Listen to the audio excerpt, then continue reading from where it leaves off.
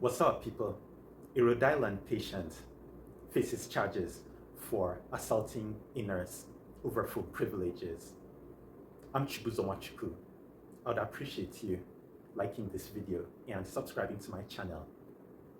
The patient, George Bauer, faces charges for felony assault and battery and felony assault of a healthcare worker in connection to fighting the nurse, Scott Amaral, leaving him in critical condition in the hospital.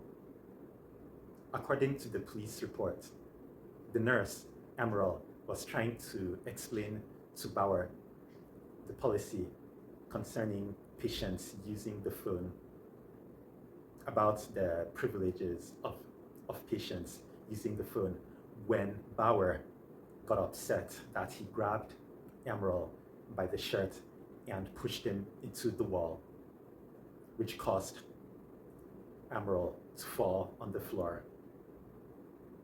The incident happened in the psych unit of Rhode Island Hospital, named after the state, Rhode Island. I rolled the clips.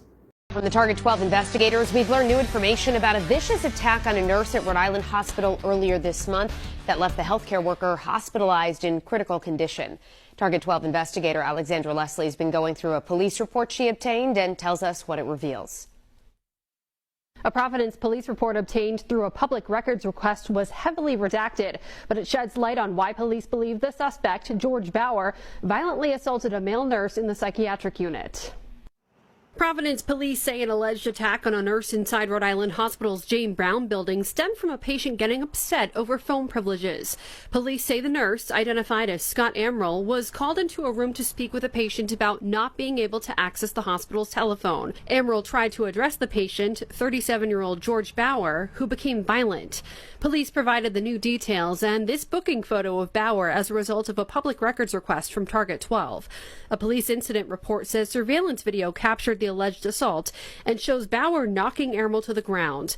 Once other staff intervened, they were able to restrain Bauer, and police say he was removed from the floor by hospital security. Amaral, meantime, was seriously hurt. His exact injuries were redacted in the report and not released by Lifespan at the time of the incident. Police say they were able to transport Bauer to police headquarters without incident, where he spoke with detectives and asked if he knew why he was arrested. Bauer claimed to police that Amaral had assaulted him the night before, but the report notes Amaral wasn't even working that night.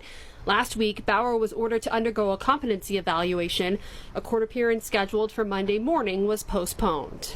Bauer has been charged with felony assault of a healthcare provider and assault and battery. He's due back in court next month. With the Target 12 investigators, Alexandra Leslie, 12 News.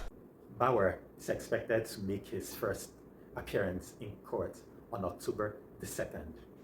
I advise all of you that work in medical settings, hospitals, nursing homes, other facilities, whatever they are, and regardless of positions, physicians, nurses, nurses' aides, and so on, do not let the HIPAA thing deceive you.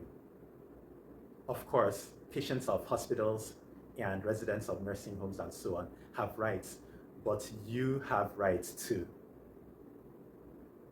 If a patient assaults you, call the police. Hospitals and other medical facilities that have like psych units or patients